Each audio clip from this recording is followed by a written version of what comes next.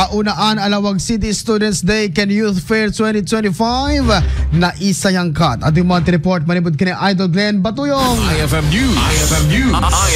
IFM News. Lokal. Idol Glenn, please come in.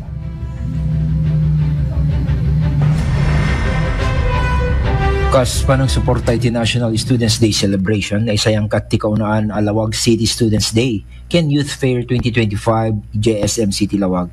Ang naadaan iti tema, amplifying the voice of Lawagenyo students to learn, lead, and level up. Dito pasken kit indolwan ti Sangguniang Kabataan Federation of Lawag City ken kidabidnulig ti Local Youth Development Office ken Schools Division Office iti Lawag City.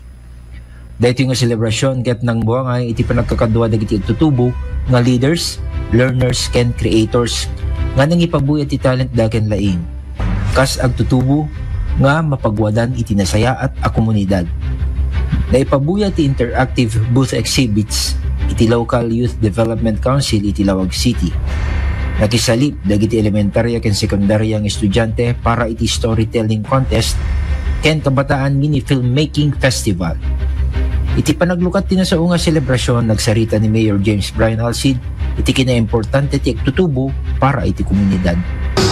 You are the future leaders, innovators in change makers of our society. Your energy, creativity, and passion are invaluable assets that will shape the world of tomorrow. Iti malayamket na angay iti awarding of winners ken recognition of outstanding participants iti nasao nga okasyon. Para iti IFM News, Idol Glenn Batuyong, Tatak, RMN.